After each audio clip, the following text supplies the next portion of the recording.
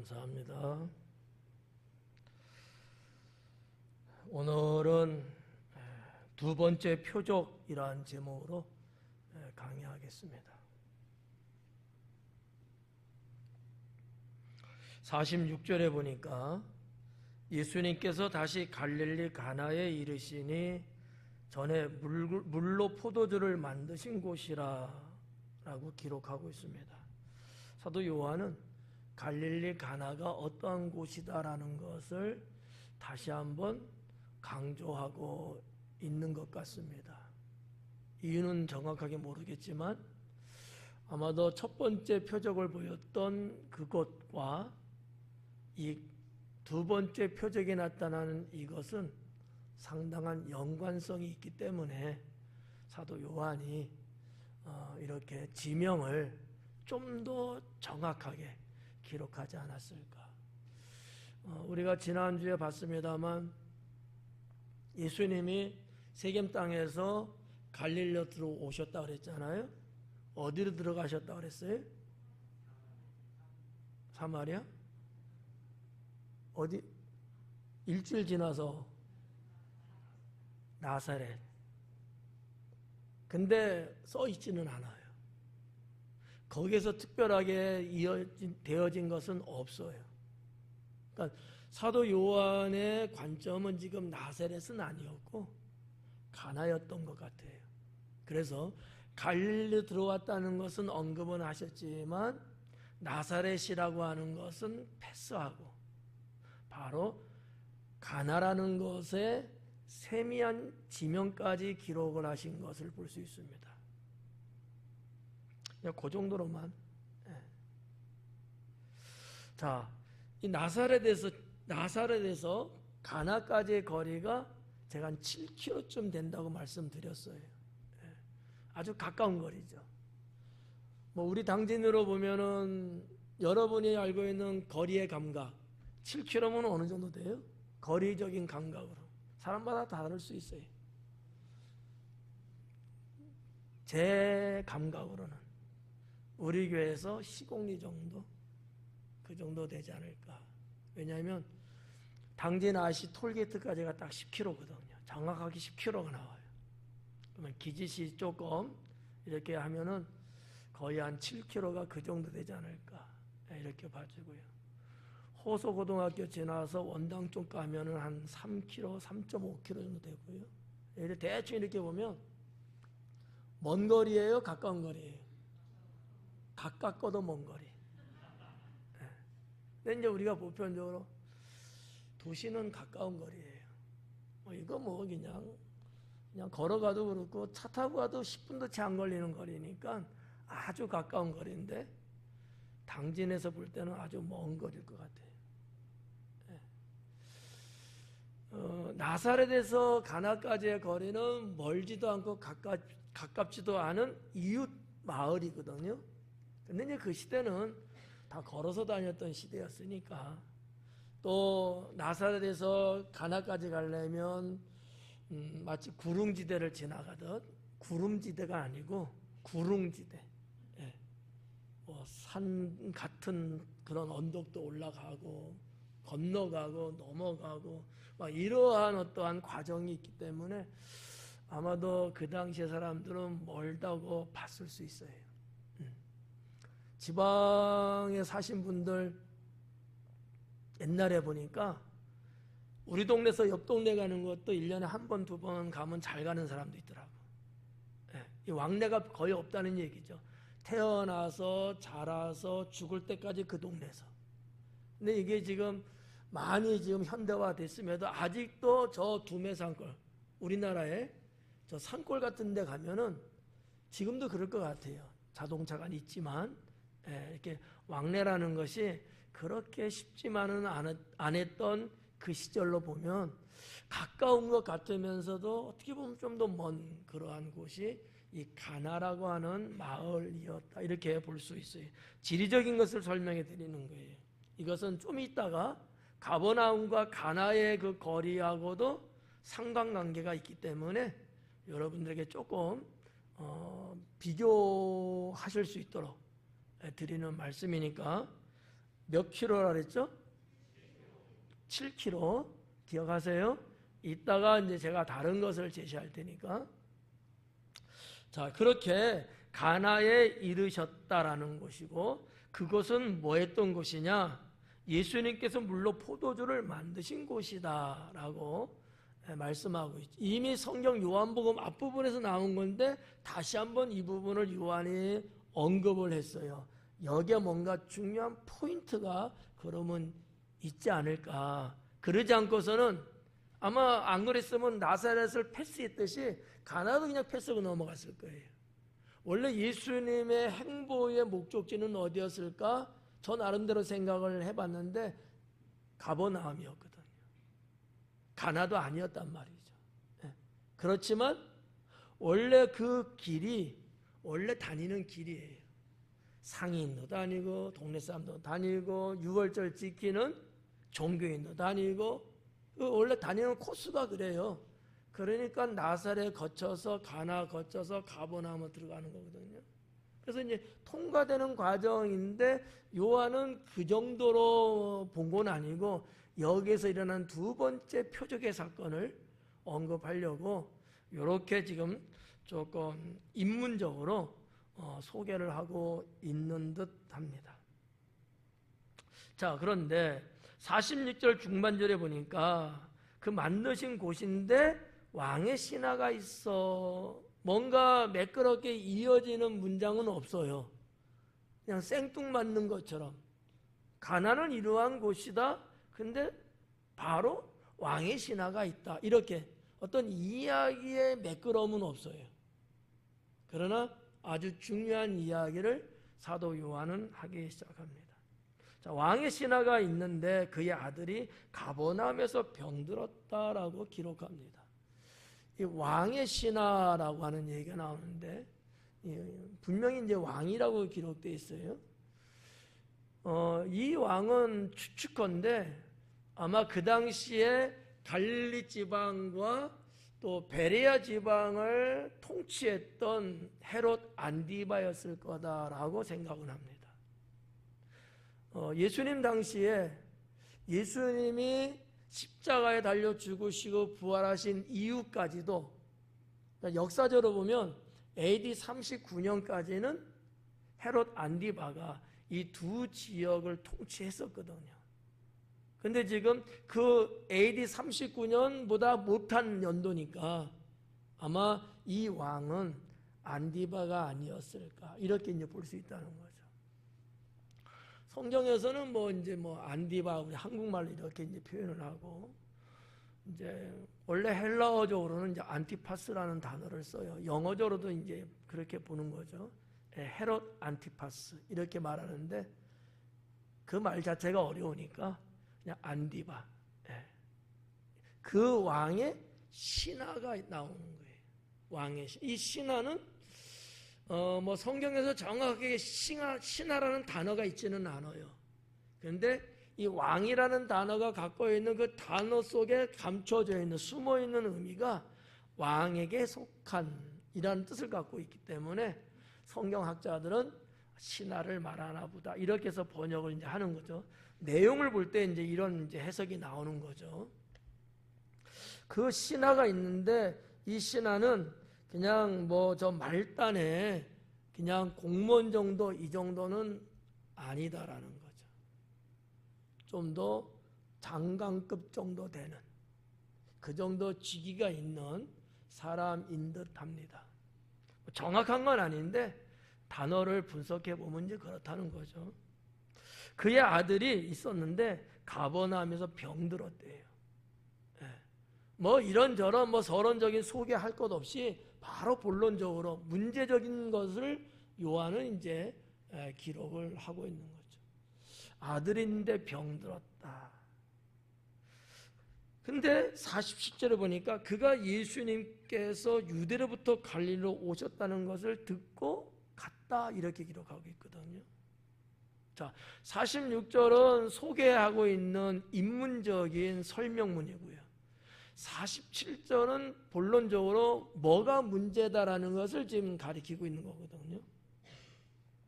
예수님에 대한 소문을 이 왕의 신하는 들어서 알고 있는 거예요. 그러니까 뭐 이 왕의 신하의 직급이 저 하급 신하는 아닐 것 같고 상당히 고위직에 있는 신하일 것 같은데 예수님에 대한 소문을 익히 들어서 알고 있을 거라고 보는 거예요. 왜냐하면 생판 모르는데 예수님이 가나에 왔다? 그렇다고 출차하지는 않거든요. 그러면 뭐 때문에 무슨 얘기를 들었냐? 뭐 이런 얘기가 이제 될 수 있는데 당시에 안디바가 그 팔레스타인이라고 하는 그 지역을 통치하는 데 있어서는 무엇보다도 정보가 필요합니다. 왜냐하면 헤롯 대왕의 일가는 사실상 유대인들에게서 그렇게 그다지 인정받지 못한 집안이에요.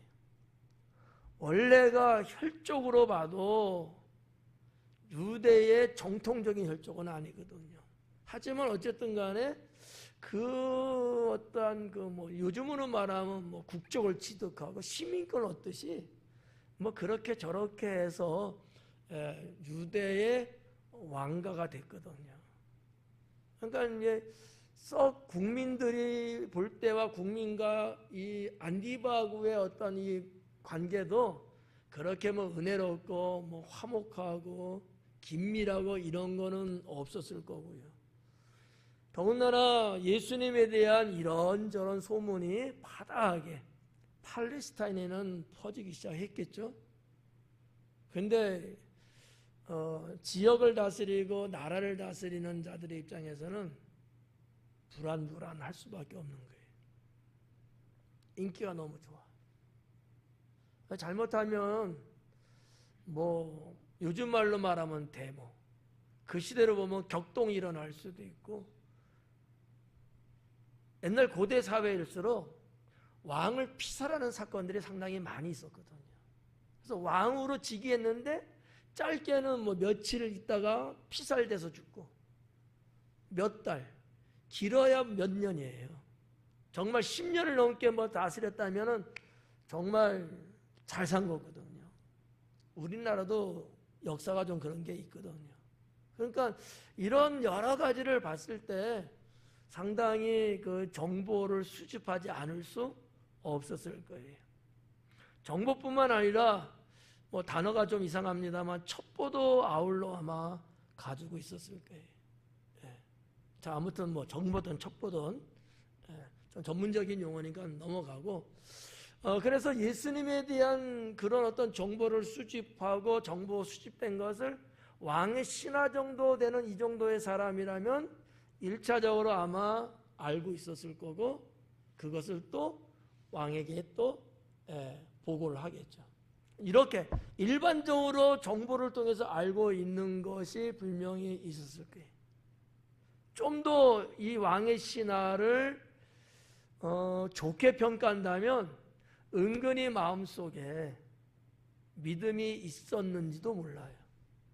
근데 이거는 알 수 없는 일이니까 이 정도로만 이제 보면 되는데, 자, 아무튼 이 왕의 신하는 가버나움에서 있었을 겁니다. 가버나움은 그 당시에 로마 군단, 로마 제국 군사들이 주둔하는 주둔지가 있었어요. 그리고 아주 요충지였다는 사실이죠. 이유는 여러 가지가 있습니다만 북방을 지키기 위한, 북방, 팔레스타인의 북쪽에 있는 데거든요.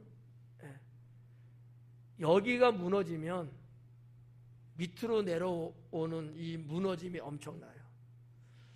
북이스라엘도 아수르한테 멸망당할 때 아수르라는 나라는 지금의 이라크, 이란 그 지역이거든요. 엄청나게 멀어요. 근데 직방으로 이렇게 직선으로 올 수가 없어요.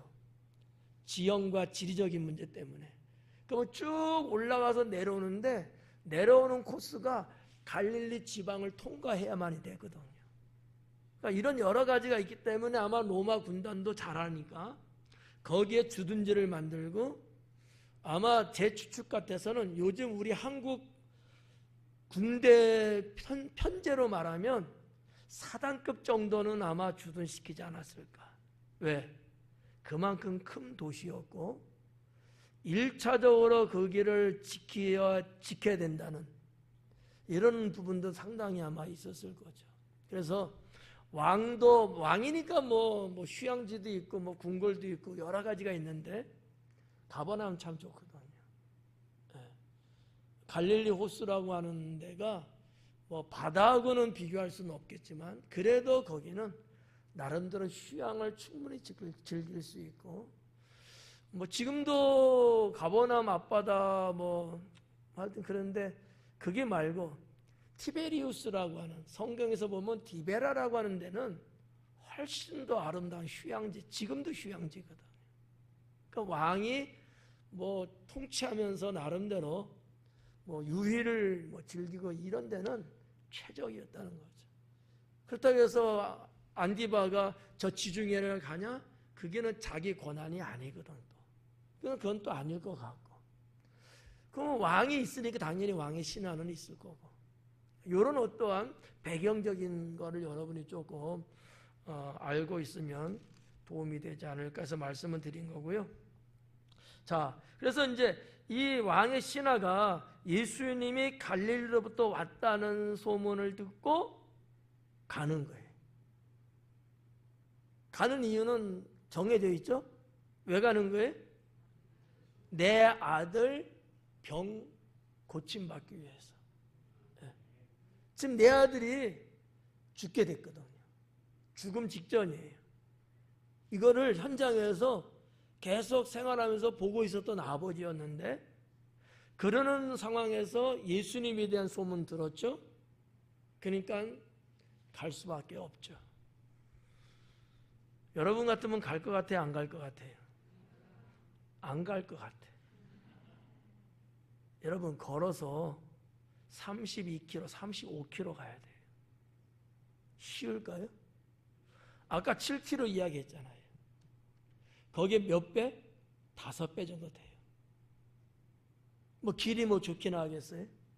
때로는 길을 가다 보면 또 산적도 만날 수도 있고, 물론 왕의 신하기 때문에 군대를 어느 정도 이끌고 갈 수도 있어요.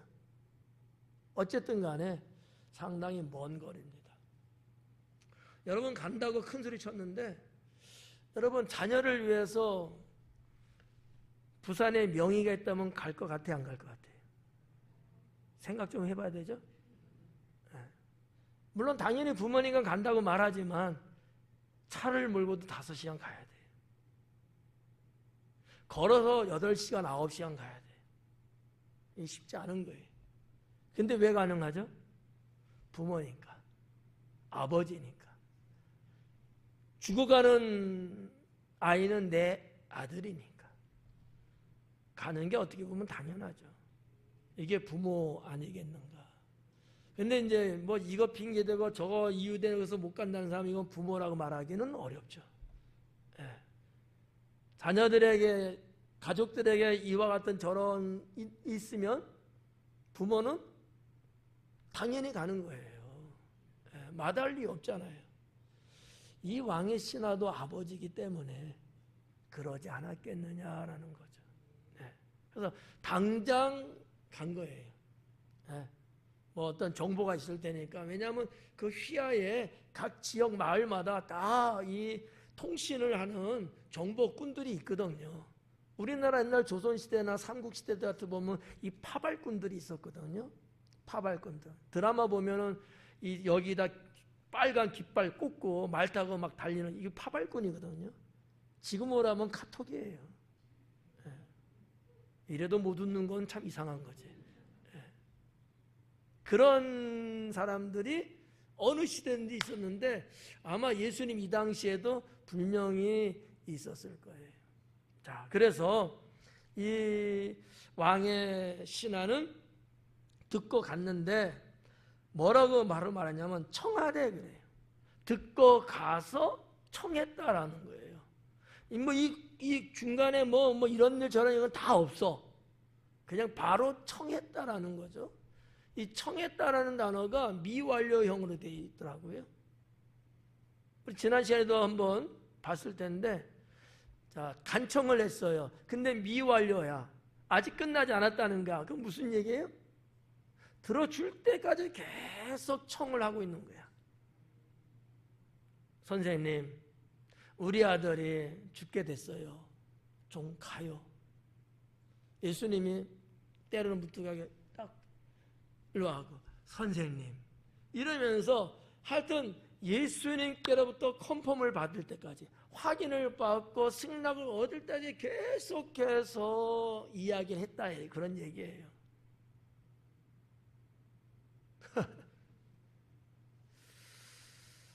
분위기가 어느 정도인지 알만 하겠습니다.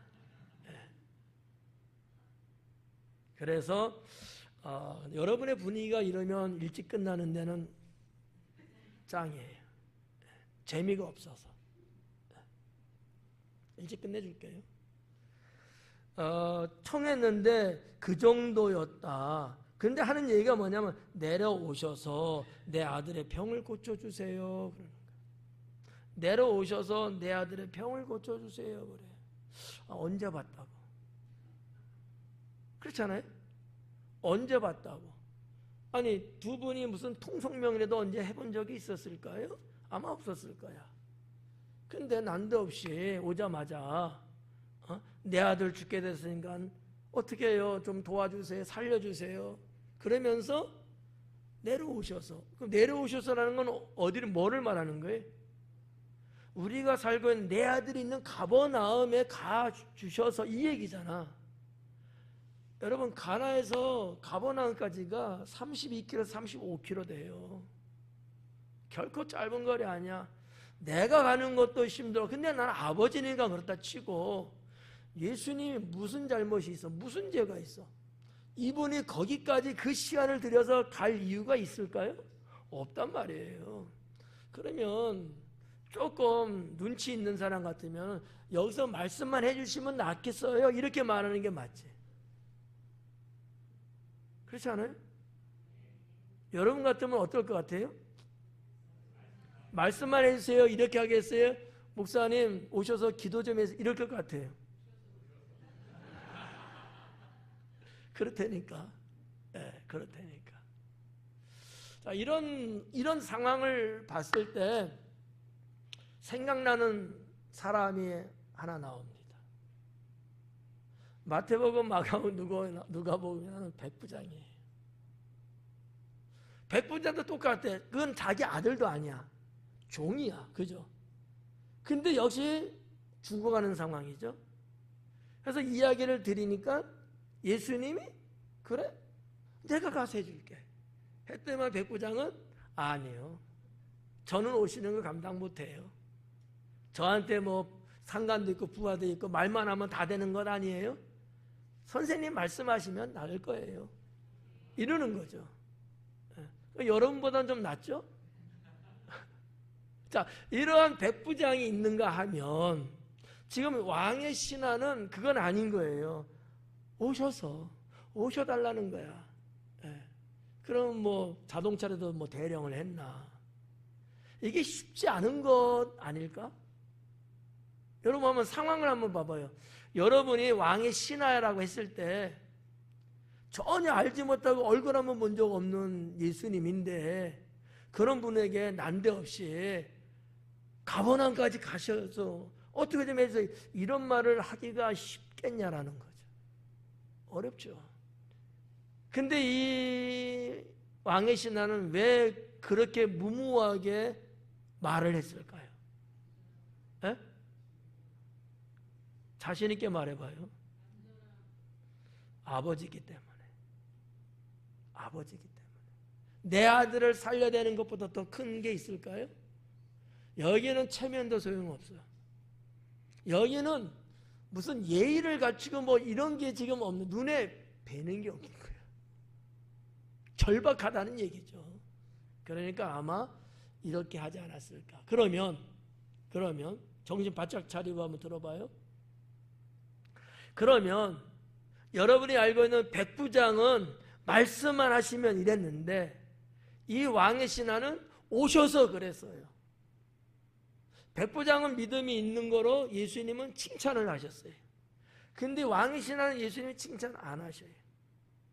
믿음이 있을까요? 없을까요? 에? 뭐 하니까 찾아가요? 있으니까 찾아간 거 아닌데 그냥 소문 듣고 갔는데. 에. 이렇게 이제 막역하게 여러분들이 생각하고 말하죠. 왜일까요? 오늘 성경 본문을 기억을 안 하기 때문이죠. 성경에서는 믿었다라고 기록하고 있습니다. 여기는 안 나오고 그 뒷절로 가면 나와요. 예수님이 가라, 내 아들이 살아있느니라 했을 때 그 말을 듣고 믿고 갔다 그래요. 왔을 때는 그런 건 없어요. 이런 걸 놓고 봤을 때 앞부분을 봐갖고는 그냥 아버지의 심정으로서 예수님을 상대한 것 같고, 뒷부분 가서 예수님이 직접 하시는 말씀을 들었을 때는 그 말씀에 확신이 생겼던 거죠. 믿음이 있는 거예요. 딱히 뭐라고 정의를 내리기는 어렵지만 이 왕의 신하가 이방인인지 유대인인지 사실은 구별하기는 어려워요. 다만 유대인이 아니겠느냐라고 저는 짐작을 하고요. 자, 뭐가 되든지 간에 예수님에 대한 믿음이 있다고 말하기는 너무 어려운 설정이 아닐까 라는 거예요. 여러 가지 정황으로 봤을 때 헤롯 왕궁에서 그 직임을 수행하면서 예수님을 먼저 본 적도 없는 사람이 믿는다고 하는 것은 사실은 거의 불가능한다 이렇게 봐야 되겠죠. 그럼에도 불구하고 예수님에 대한 정보는 갖고 있잖아요. 이런 일도 있었고 저런 일도 있었고 뭐 이런 여러 가지 이야기 들었지 않았겠어요? 그것을 팩트로 여기고 사실이니까 믿음이 주님의 말씀 속에서 생기지 않았겠는가 이렇게 볼 수 있다고 저는 생각합니다. 그래서 내려오셔서 내 아들의 병을 고쳐주소서 그래요. 그러면 이 아들이 걸린 병명은 뭐예요? 열병이에요. 열이 나서 죽게 됐거든. 아마 뭐 잘은 몰라도 그냥 말라리아라든지 그 당시에 그 팔레스타인 지역의 풍토병 같은, 근데 거의 열병이라고 보시는 게 아마 뭐 맞지 않을까. 보통 사람들의 건강한 사람들이 약 36도 정도의 체온을 갖고 있죠. 플러스 마이너스 이렇게. 근데 현대의학의 의사들도 열이 몇 도 넘어가면 심각하게 이야기해요. 40도? 40도? 30? 참 얌전한 건지 조심스러운 건지 보통 38도가 넘으면 위험 경고 수위거든요. 그리고 40도가 넘어가면 위급하다고 봐요. 그러면 열병은 몇 도쯤 될까? 아무도 알 수 없지만 40도 넘어요. 고열이 나는데 43도, 45도까지 올라간다 그래요. 근데 이게 건강학이나 의학계에서는요, 그러면 죽는다고 나와 있어요. 사람이 감당을 못한대요. 그래서 아마 이 신하의 아들도 너무 고열이기 때문에 죽음 일보 직전에 있지 않았을까. 아버지가 그런 아들을 쳐다보고 있다가 간 거거든요. 그러지 않고 그냥 견딜만 하다면 안 갔겠죠. 그렇잖아요. 왜냐하면 그 당시에 그 지역에도 의원도 있었을 거고 민간 요법 같은 것도 분명히 있었을 거란 말이죠. 근데 이거 갖고는 안 되는 거예요. 그러니까 자기가 평소에 신앙을 갖고 그런 건 아니었음에도 불구하고 예수님이 병을 고치시고 죽은 자를 살리고 뭐 이런저런 표적과 기사 있었던 것을 정보를 통해서 듣고 있었던 그는 머무를 필요가 없죠. 당장에 가야죠. 예. 저도 옛날에 우리 성도님들 몸이 좀 이렇게 안 좋으셔가지고 저 경상도 김천까지 봉고차에 몇 분 태우고 심 기가 막히게 명의가 있다 해서 갔다 오고 그랬거든요. 서울도 다니고 저 아래 지방도 다니고. 왜? 우리 성도님 아픈데 그거 뭐 그분한테 가면 막 딱 한 방에 그냥 끝내주고 뭐. 목사가 그 얘기 들었는데 기도도 기도지만 가겠어요 안 가겠어요? 가잖아. 근데 이제는 안 갈 거야.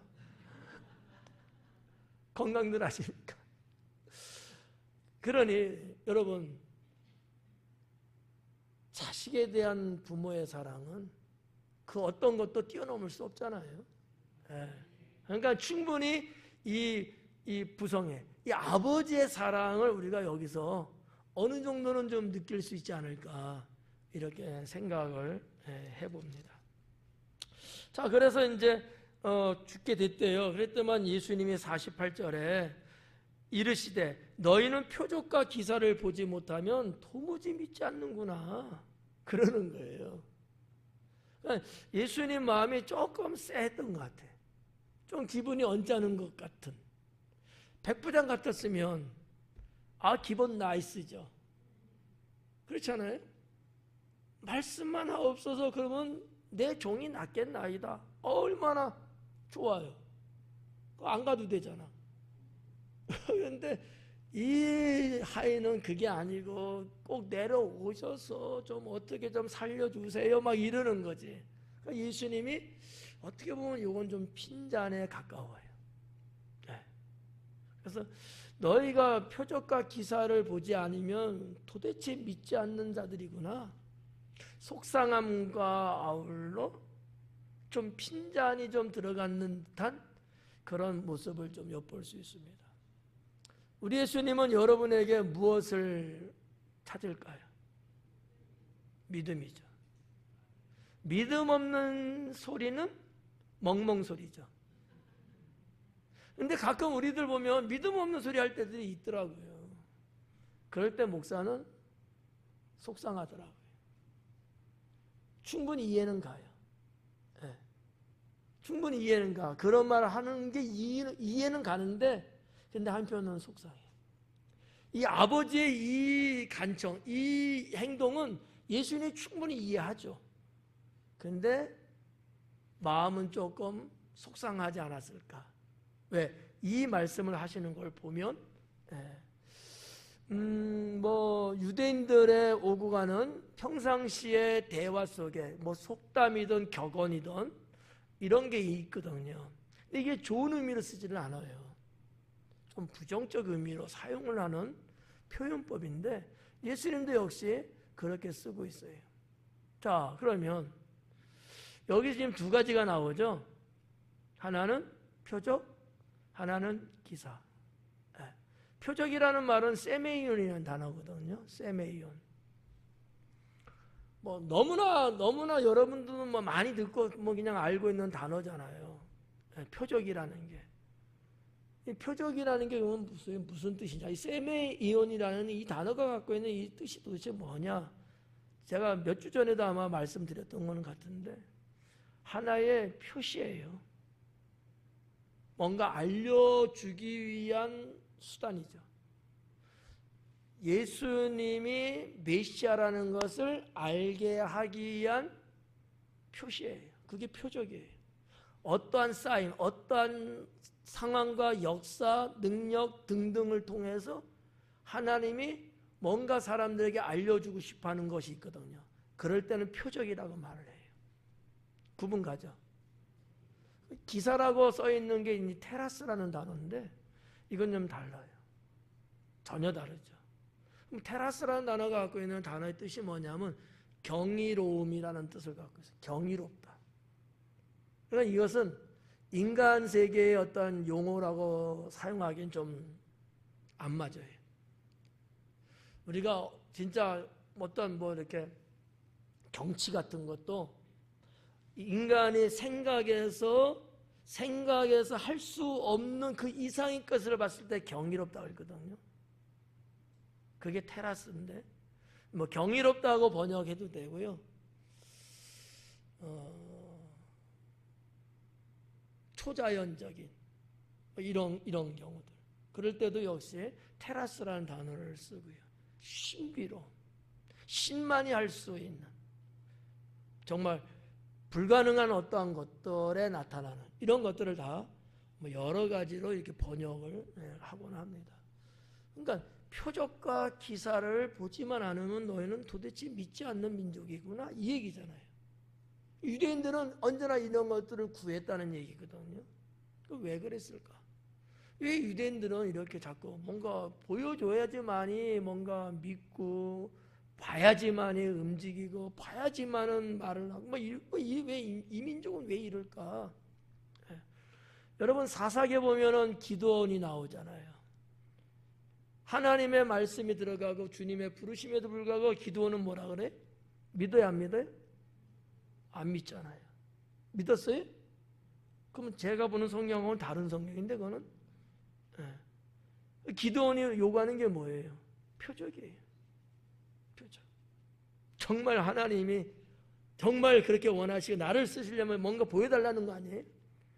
그래서 양털에 이슬이 내리고 안 내리고 고기만 내리고 고기만 안 내리고 이런 표적을 보여주잖아요. 이게 유대인이라고 하는 거예요. 그럼 왜 유대인들은 그 모양일까?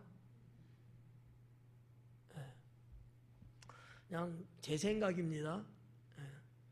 제가 볼 때는 유대인은 태고로부터 늘 하나님이 함께 하셨고 하나님의 그들의 일상생활 속에서도 언제나 나타나시고 보여주시면서 그러면서 그들을 이끌어갔어요. 이게 몸에 밴 거야. 유대인들은. 다른 이방인이다 뭐 이런 사람들은 그런 것들이 뭐 거의 없다고 봐야 되죠. 근데 유대 백성들만큼은 하나님이 아담부터 쭉 내려오면서 여러분 예수님 몇 년 믿었어요? 장로님은 몇 년 믿었어요? 28년. 많은 건지 적은 건지 모르겠다. 자, 그렇게 하여튼 그렇게 믿으시면서 하나님 무슨 표적 기사 보여준 거 어떻게 있어요? 뭔데? 아이 그렇게 그냥 퉁치지 말고. 유대 백성들은 말이죠. 수천 년이 흐르는 역사 속에 늘 일상생활 속에서 있었던 거야. 이게 몸에 밴 거지.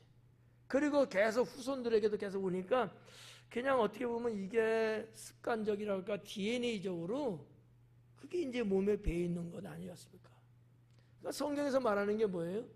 유대인은 표적을 구하고 헬라인은 지혜를 구한다 하잖아요.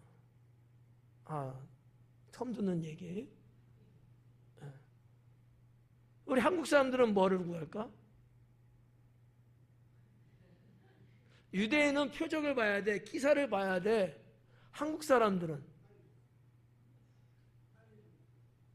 좀 더 제거 좀 해줘요. 한국 사람들은 미신을 믿어요. 미신을. 여러분 안에도 죄송합니다. 미신이 없다 하지 않을 수 없을 거예요. 불교와 유교적인 사상들이 여전히 여러분 안에도 어느 정도 꿈틀거리는 부분들이 분명히 있어요. 근데 유불 세계에서는 미신과 같거든요. 네. 죄송하다고 먼저 말씀드렸으니까. 그러지 않는 사람도 있겠지만 보편적으로 한국 사람 속에는 지금 어린 승찬에 이르기까지 그게 이게 유전적으로 있을런지도 몰라요. 승찬이는 일본에 대해서 어떻게 생각해?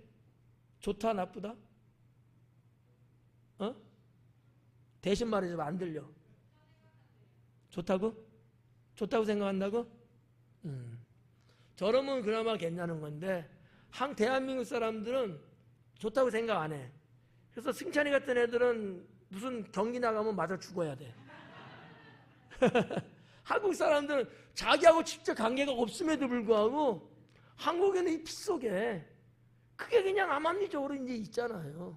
유대인이 그렇다는 얘기죠. 유대인. 네.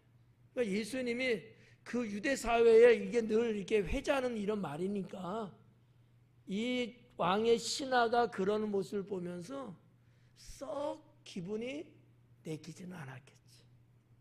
똑같은 별반 다름없는 그 정도의 사람. 이러면서 이제 말씀한 건데 누가는 이 포인트를 놓치지 않고 기록을 한 거죠. 네. 우리는 뭘 깨달아야 돼요? 표적을 봐야 돼요? 장로님 뭐 다 막 그러는데 기사를 보셔야 돼요? 그래 예수님 믿어요? 그래 하나님 믿을 거예요? 도마 봐봐요. 제자였던 도마, 3년 6개월 동안 먹고 마시고 자고 같이 동행했던 도마. 근데 어땠어요? 예수님이 부활했다고 했는데 믿었어요? 안 믿었어요. 도마는 나쁜 사람일까요? 좋은 사람일까요? 좋고 나쁘가 아니고 그게 유대인의 방식이었다라는 거죠. 그런데도 불구하고 예수님이 그런 유대인의 속성을 몰라요? 알죠. 예수님도 유대인이니까 아는데 예수님 마음에는 좀 부족한 거지. 믿음이 없어 보이니까. 우리도 마찬가지다라는 거죠.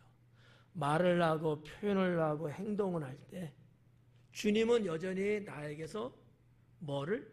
믿음을 보기를 원하셔요. 뭐를 하고 안 하고 그것보다도 거기에 믿음이 있느냐. 믿음. 예수님이 사역하면서도 사복음서에 나와 있는 내용들이 그거예요. 믿음이 있느냐. 너가 믿음이 있느냐 이거예요. 자, 찬양을 해요. 믿음 없이 찬양할 수 있을까요? 없을까요? 있죠. 믿음 있이도 하지만 믿음 없이도 해요. 주님이 원하는 건 뭐가 중요해요? 찬양이 중요해요? 믿음이 중요해요? 그래요. 여러분 예배 드리잖아요. 예배처럼 귀한 게 어디 있겠습니까? 그런데 믿음 없이 드리는 예배는 그건 아무것도 아니라는 거지. 이런 부분들을 우리가 오늘 본문 속에서 좀 깨닫고, 주님은 나의 모든 것을 다 아시긴 하지만 그래도 나에게서는 믿음을 찾으려고 하시는구나 라는 거죠. 이해가시죠?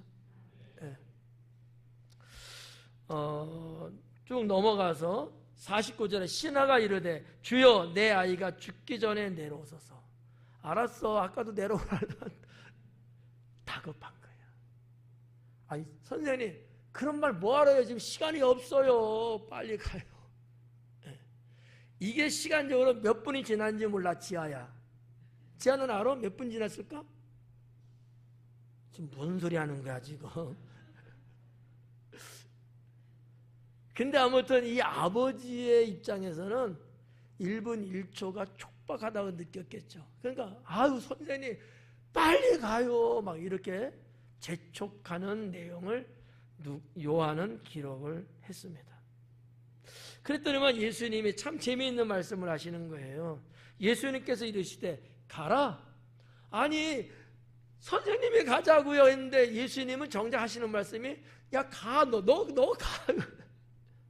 같이 가야 되잖아. 순간 어때? 예수님과 같이 가야 되는 거 아니야?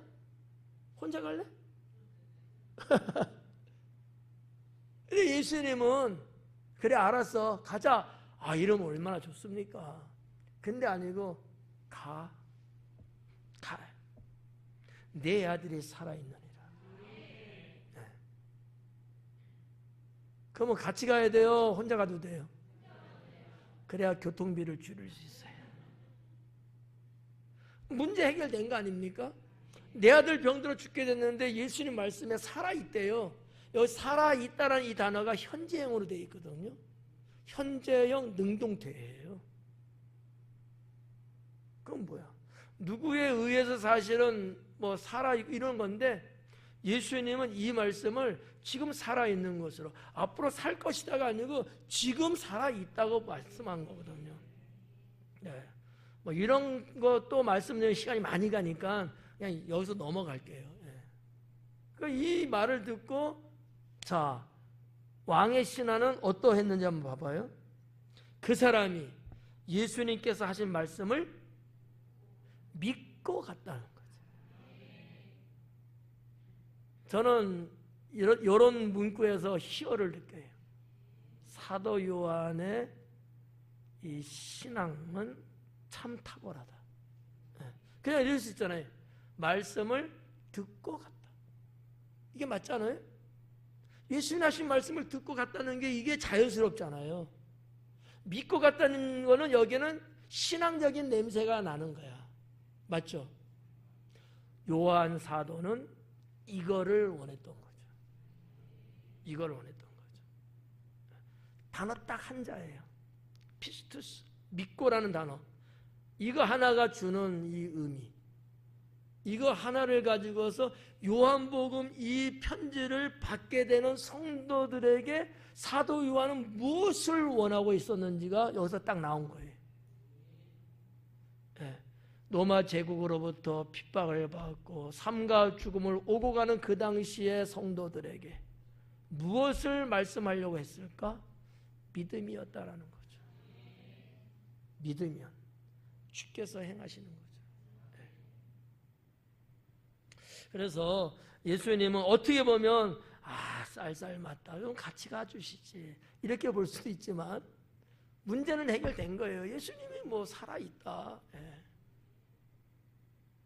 네 아들이 살아있다 하시니 그 사람이 예수님께서 하신 말씀을 믿고 갔다.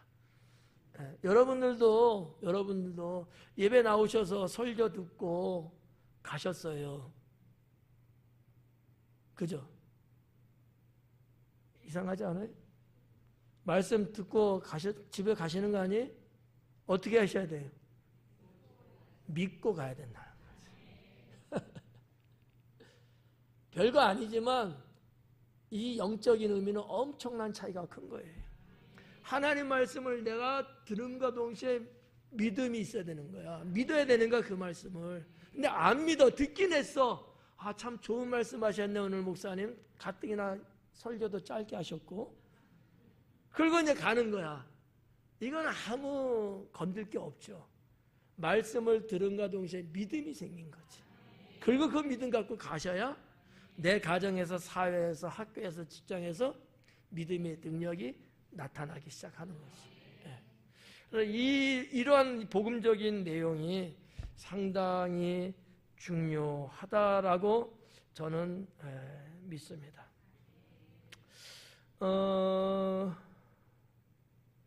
자, 말씀을 믿고 갔다. 그 다음에 51절. 내려가는 길에서 그 종들이 오다가 만나서 아이가 살아있다 하거늘 그래.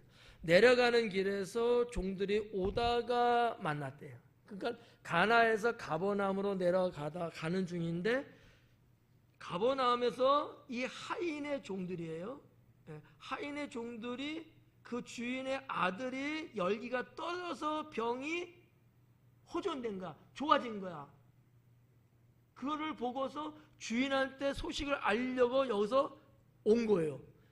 중간 어느 지점에서 분명히 이제 만난 거지. 어딘지는 모르겠어요.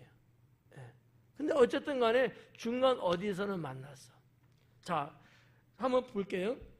오다가 만나서 아이가 살아있다 하거늘 그래요. 그 만난 그 시점, 그기가 어딜까? 제가 그냥 계산을 해볼게요. 이 말씀들의 상황을 유추해서 계산을 해보는 거예요. 아마 가버나움에서 출발해서 한 2시간 내외 정도 되는 지점쯤 왔을 거다. 저는 이렇게 계산을 하죠. 근데 그긴 또 어디냐? 그건 몰라요, 저도. 왜냐하면 가나에서 가버나움까지가 약 8시간에서 9시간 걸리는 거리거든요. 안 쉬고 꼬박 가야. 성인이 1시간에 4km를 걸어요. 성인의 걸음으로. 근데 32km면은 어때요? 4km를 걸어. 48, 32, 8시간이야. 꾸준히 걸어야 돼요. 근데 보십시오. 그 밑절에 보면은 그 밑절로 한번 가볼까요? 52절에 그 낫기 시작한 때를 물은즉 어제 7시에 열기가 떨어졌나이다. 7시예요. 어제 7시야. 자, 우리 지금 이 시간 지금 몇 시죠? 8시 반이에요. 어제 7시 하면 언제예요? 몇 시간이 지난 거예요? 어제 7시야. 22시간 차이 나지. 이거는 우리 태양력에 의한 계산이고, 유대인들은 유대의 시간을 사용해요. 유대인들은 하루의 시작이 언제라고 말씀드렸죠? 네? 해가 지고 나서부터. 그래서 창세기에도 저녁이 되고 아침이 되니 이는 첫째 날이니라. 해가 떨어지면 그날이 시작되는 거예요. 그러면 해가 지고 나서 2시간 후야. 2시간 후. 봐봐요. 여기가 지금 해지는 시간이야. 여기가 있고 난 여기 있어. 그러면 시간 한 2시간 차이 나요. 오늘이에요? 어제예요? 여기가? 이해를 잘 안 가요? 자, 여기가 해지는 시간이야. 유대인은 해지는 시간서부터 하루가 시작돼요. 해지는 시간이야. 잘 봐요. 네. 근데 나는 지금 여기 와 있어. 해 지고 나서 2시간 후야. 그러면 내가 봤을 때 여기는 해지기 전에 여기는 어제라고 말을 해야 돼요? 오늘이라고 말해요? 나하고는 한 3시간 차이나? 이렇게 힘들 수가. 네. 어제 맞죠? 그거예요. 우리는 그냥 성경을 볼 때 어제라고 하니까 우리 방식대로 어제 이렇게 생각을 하면 이해가 안 돼, 이 말씀이. 근데 유대인은 유대인의 시간을 갖고 살거든요. 성경은 그렇게 쓰여졌고요. 그래서 이런 것들을 계산을 해본 거죠. 자, 7시예요. 유대인의 시간과 태양력의 우리 현대 시간은 6시간 차이 납니다. 7시면 예수님이 9시에 숨을 거두셨어요, 십자가에서. 그러면 우리 시간으로는 몇 시가 돼요? 오후 3시가 되는 거야. 근데 여긴 7시야. 그럼 몇 시가 돼야 되는 거예요? 오후 1시인 거지. 이해가요? 이런 시간을 계산을 쭉 해보면 언제쯤 7시쯤 그랬다는 거야. 어제 7시쯤. 1시예요, 1시. 지금 만난 이 시간은 훨씬 지나서 지금 어두운 시간이야. 아마 대략적으로 저녁 7시, 8시쯤 되지 않았을까. 그러니까 당연히 어제인 거예요. 구분이 좀 가셔요? 네. 아직도 3분의 2는 못하는 것 같은데? 네. 수학 머리가 안 돼요? 네. 그런 거예요. 우리 식으로 기록했으면 좋은데 원어를 그대로 해석한 거니까 여러분이 그렇게 이해하시면 훨씬 더 빠르지 않을까. 어제 7시에 열기가 떨어졌어요. 오후 1시에 열기가 떨어졌어. 근데 지금 하인이 종을 만난 시간은 이미 해가 지난 다음에 만난 거야. 그러니까 어제라는 말을 한 것이 맞다라고 하는 것이죠. 요거를 대략적으로 계산을 좀 해보니까 한 오후 7시, 8시쯤 됐을 것 같고요. 거리상에는 가버나움에서 출발한 지 한 2시간 정도 지나지 않았을까. 이렇게 유추를 해보는 거예요.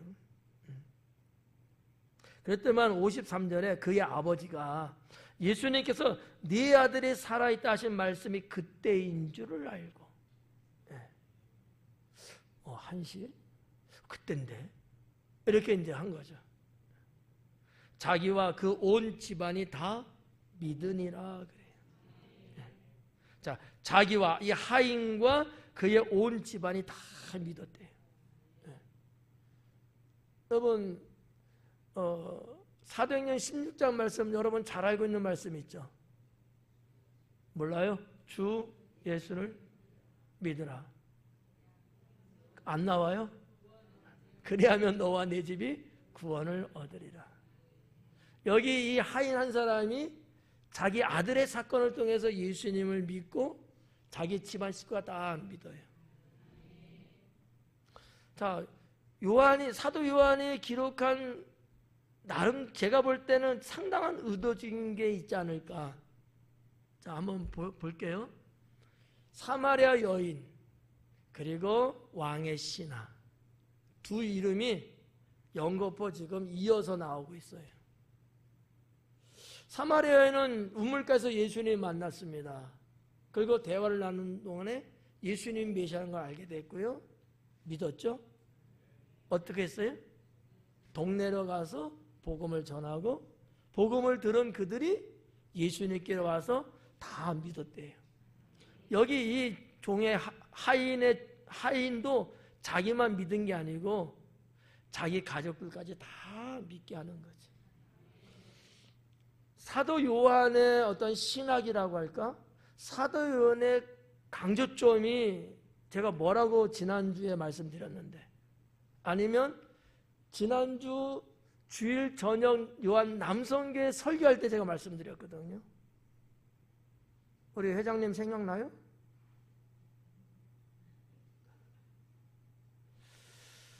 사도 요한은 상당히 말씀 중심이었다. 네. 그리고 예수님 중심적으로 말씀을 기록하고 있다라고 제가 말씀드렸어요. 네. 이해해요. 3일이 지났기 때문에. 네. 여기도 마찬가지라는 거지. 사마리아 여인에 대한 이야기를 기록할 때도 말씀, 예수님 중심의 사건이었고요. 여기도 마찬가지였어요. 그래서 저는 이 구원에 있어서의 표 시스템이라는 생각을 해요. 네 가지.